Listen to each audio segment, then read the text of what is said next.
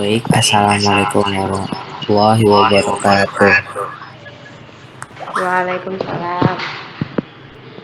Alhamdulillahirrahmanirrahim. Wassalatu wassalamu ala asyrofil anbiya wal mursalin wa ala alihi wa sahbihi rasulillahil ajmain. Tanpa berlama-lama lagi, kita akan mempresentasikan hasil diskusi kami tentang aliran-aliran filsafat. Adapun kami dari kelompok 8 yang beranggota saya sebagai moderator Muhammad Rifki Azmi dan Mirza Ibnu Syahputra, Sinar Nasution, dan Wal Adiati. Di selanjutnya saya akan menyerahkan kepada pemateri pertama untuk membacakan di slide pertama ini. Saya serahkan kepada pemateri pertama,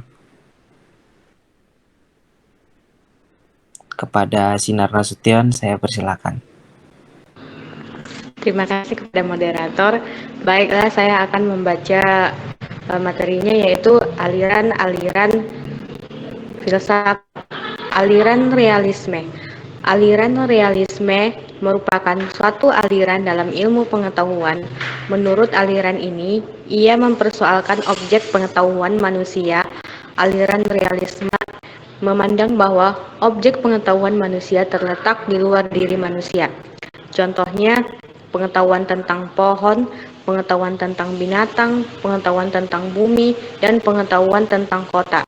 Semua contoh di atas tidak hanya ada dalam pikiran manusia yang mengamatinya, melainkan juga ada dengan sendirinya dan tidak tergantung pada jiwa manusia.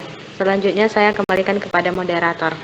Oke, baik. Terima kasih kepada Sinar Nasution.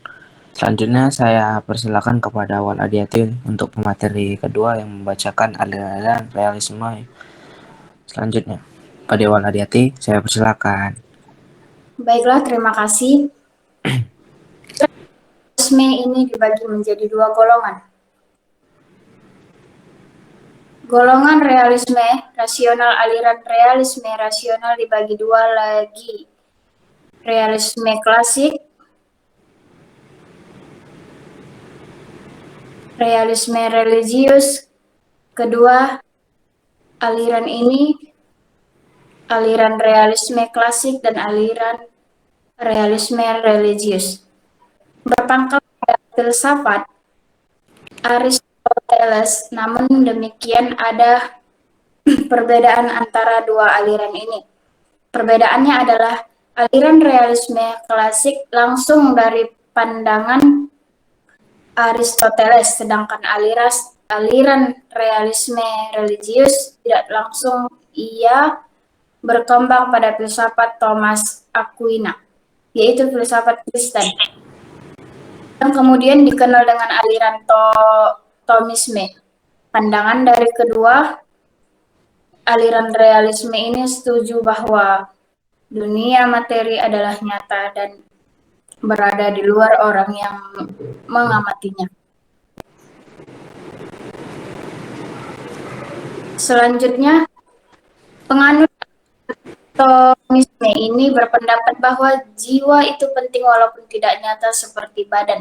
Maka aliran ini juga berpendapat bahwa jiwa dan badan diciptakan oleh Tuhan Yang Maha Esa.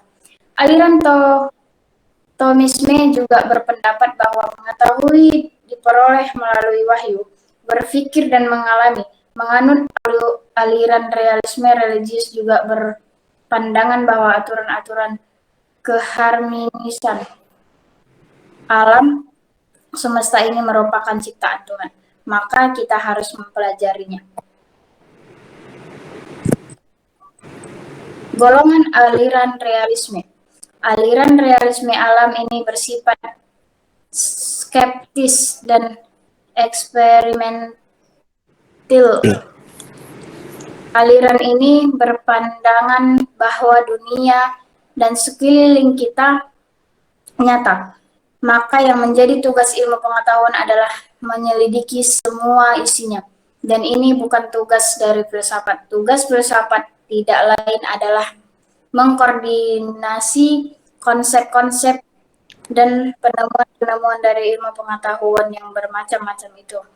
Menurut aliran dalam bersifat menetap, memang ada perubahannya, akan tetapi perubahannya langsung sesuai dengan hukum-hukum alam yang bersifat menetap yang membuat alam semesta ini terus berlangsung menurut susunan yang teratur.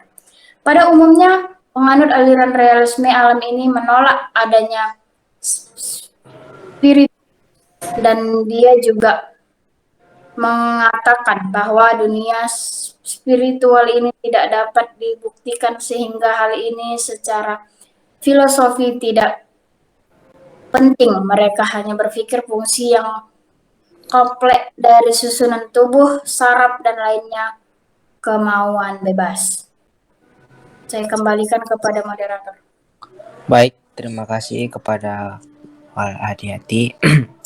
Selanjutnya, saya akan membacakan di slide terakhir ini, dikarenakan anggota satu lagi tidak menghadiri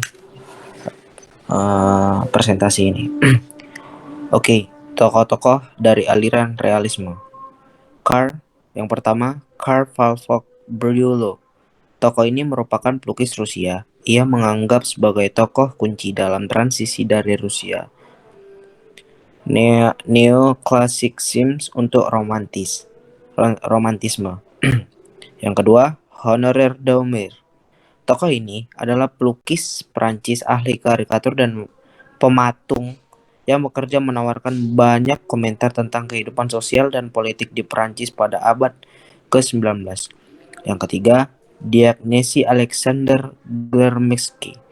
Tokoh ini adalah seorang pelukis dari Polandia abad 19. Dia merupakan adik dari